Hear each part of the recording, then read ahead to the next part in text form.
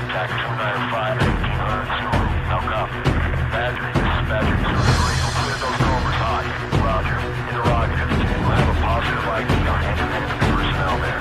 Badger 2-11, about you. Local contact on the wall.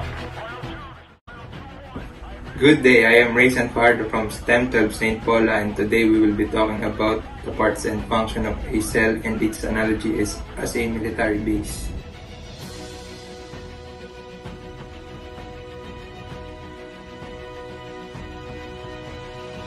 Before anything else, I would like to discuss a short description of what cell is.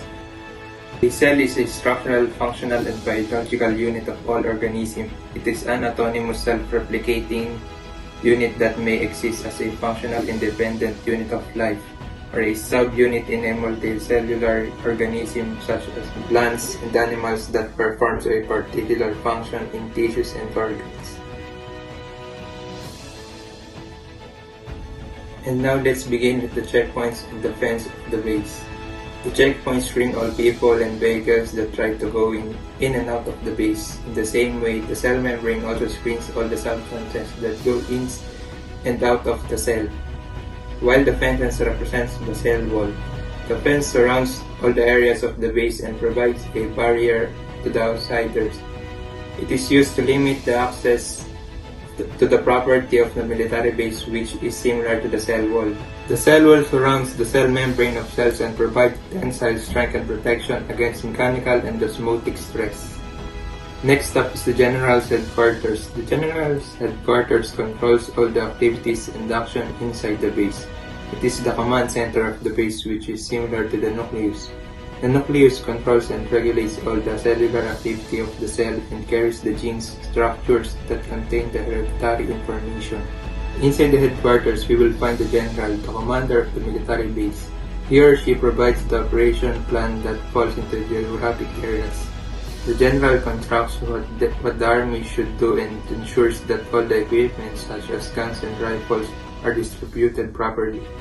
Same way in the chromosomes of the cell. The chromosomes are responsible for providing hereditary characteristics and genetic information to the various cells. It ensures that DNA is replicated and distributed appropriately during the cell division. Next up is the factory complex and firearms.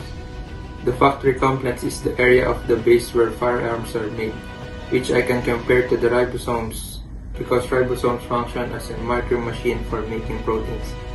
At the same time, the protein represents firearms which are made from the factory complex of the base.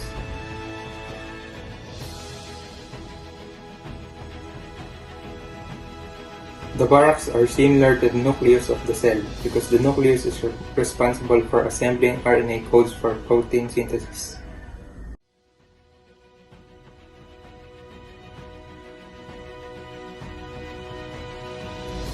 After the firearms are made, it will be examined and packaged in the temporary storage unit, which is similar to the Golgi bodies. Therefore, the Golgi bodies help to process and package proteins and lipid molecules.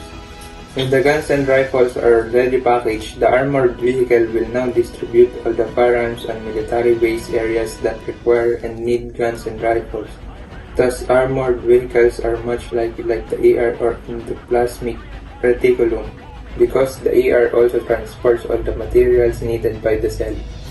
Some firearms that are rejected due to some factory defect are sent to the maintenance and repair center where they dispose all the materials that cannot be repaired, which I can compare to the lysosomes because lysosomes destroy bacteria and other microorganisms that invade the cell.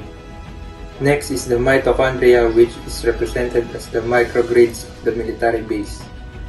They work similar ways since the microgrids generate and supply the electricity of the whole base, while the mitochondria provides energy of the cell.